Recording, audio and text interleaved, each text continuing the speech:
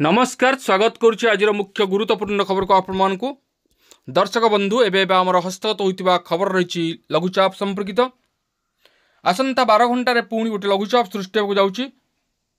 Jar प्रभाव 20 तारिख पर्यंत रहीपाग विभाग आकलन कर लघुचाप केउं स्थान में सृष्टि होइछि एवं यार प्रभाव ओडिशा पर किभଳି भाव रहिबो केउं केउं जिल्ला को प्रबल अति प्रबल वर्षा होवार संभावना रही पाणीपाग विज्ञानी मान मतामत ए संबंध में कौन रही से संपर्क में संपूर्ण विवरणी मुझे आपन को ए भिडियो प्रदान करी से आप निश्चित भिडियो को प्रथम शेष पर्यंत देखिए जब भिडियो भल लगे पाखे लाल बटन निश्चित सब्सक्राइब करें पाखे आसुवा बेल आइकन देवे और ऊपर आसुवा ऑल नोटिफिकेशन क्लिक करके भूलें जहाँफल एभली भिडियो सर्वप्रथमे आपण निकट पहुँच पार तेज आसतु जाना आज लघुचाप संपर्कित वर्षा संपर्कित विशेष गुरुत्वपूर्ण सूचना को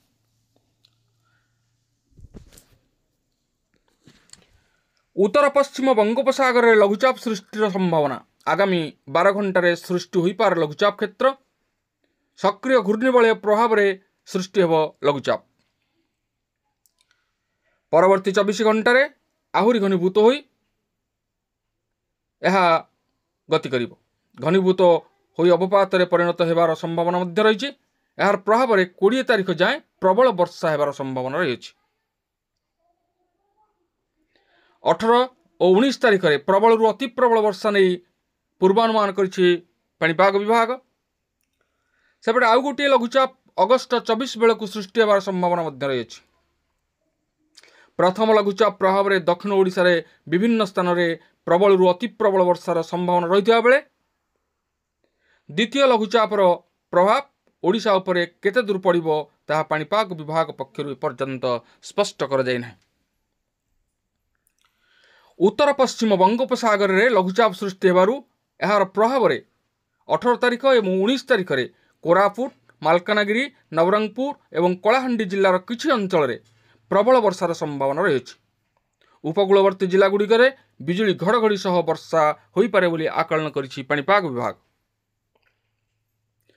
अन्यपटे अगस्त 24 बेलू पुणी उत्तर पश्चिम बंगोपसागर एवं यार पार्श्ववर्ती बांग्लादेश रे एक लघुचाप क्षेत्र सृष्टि होवार संभावना रही बोली पाणीपाग विभाग पूर्वानुमान करिछि।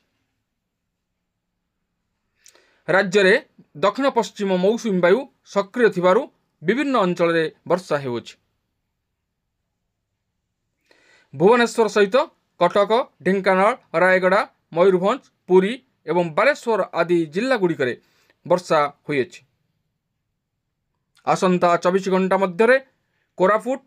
एवं मालकानगिरी जिले में बिजुली घड़घड़ी सहित प्रबल वर्षा एवं घंटा प्रति 30 रु 40 किलोमीटर बेगरे पवन बहिबार संभावना रही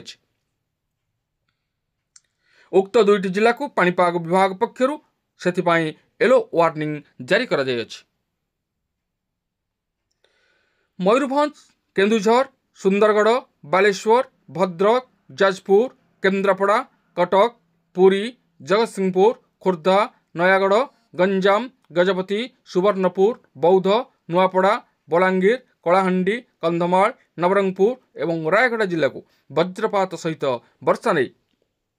सतर्क सूचना जारी करिछि पाणीपाग विभाग। संपृक्त जिलार जिलापाल माने सतर्क रहिबाकू एसआरसी कार्यालय पक्षरु निर्देशनामा जारी करा जायछि। दर्शक बंधु आमे देखुचे वर्तमान आकाश